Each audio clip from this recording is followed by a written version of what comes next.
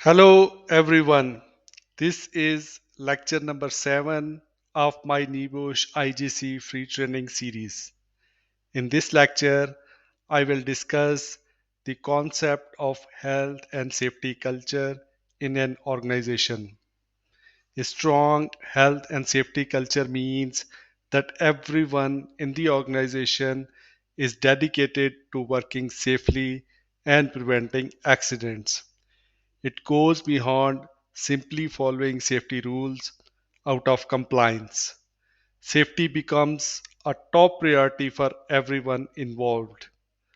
I will examine into the details of what health and safety culture bring about, explaining its key elements and provide insights into how a strong health and safety culture can be adopted within an organization.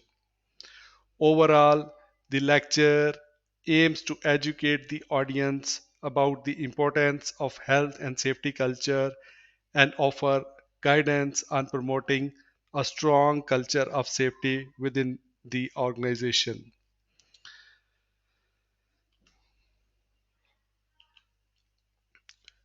First, we need to understand the concepts one by one.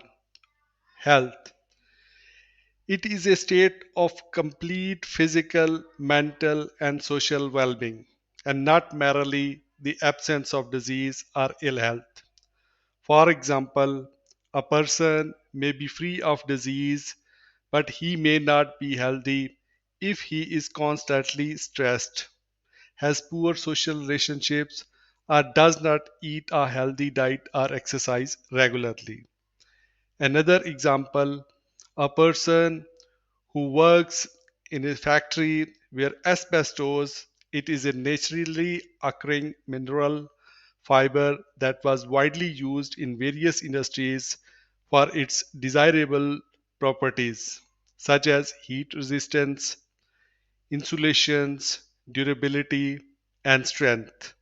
It was commonly used in construction materials including insulation, roofing, shingles, floor tiles, and cement products, as well as in the automotive parts, textiles, and other consumer products, may be exposed to asbestos dust. Even if he does not develop lung cancer immediately, he is at an increased risk of developing it later in life. Psychological ill health can also be a serious problem. Exposure to extreme stress can lead to acute mental collapse or a nerves breakdown. For example, a person who experiences a traumatic event such as a war or a natural disasters may be at risk of developing psychological ill health. It is important to take care of our physical and mental health at the workplace to live a healthy life. Now, I will explain you about the safety. Safety is basically the absence of risk of serious personal injury. It is important in all aspects of our lives, from the workplace to the home to the public spaces. For example, walking under a load suspended from a crane during a lifting operation is not safe because if the load falls, serious personal injury or death could result. Staying out of danger area results in safety. Another example, driving a car without wearing a seat belt is not safe because if you are involved in an accident, you are more likely to be seriously injured or killed. Wearing a seat belt reduces the risk of serious injury or death in an accident. Here are some other examples of safety. Wearing a helmet when riding a bike or motorcycles, using a life jacket when swimming or boating, following safety instructions when using machinery or power tools, being aware of your surroundings and taking precautions to avoid hazards. It is important to be aware of the risks in your environment and to take steps to protect from harm. By following safety guidelines and being mindful of surroundings, we can help to create a safe world for ourselves and others. Now, I will talk about the organizational culture. The health and safety culture of an organization is the way that all the people within the organization think and feel about health and safety, and how this translates into behaviors. It is a set of shared values, beliefs, attitudes, and behaviors that characterize a company. It is the way that things are done, and it influences everything from how employees interact with each other to how the company interacts with customers and stakeholders. Organizational culture is not written down or easily stated. It is a complex, dynamic concept that is constantly evolving.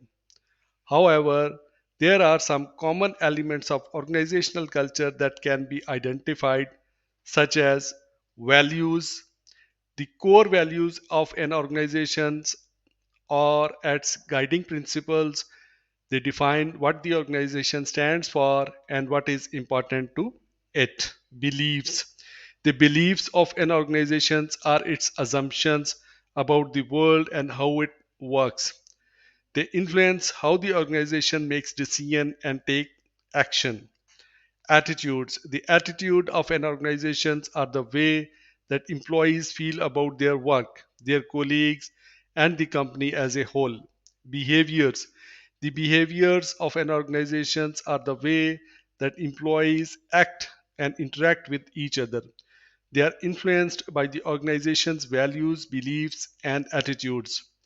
Organizational culture is important because it can have a significant impact on the performance of an organization. A positive organizational culture can lead to increased employee engagement, productivity, and innovation.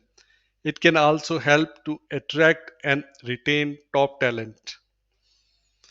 Health and safety culture is mainly of two types: positive health and safety culture.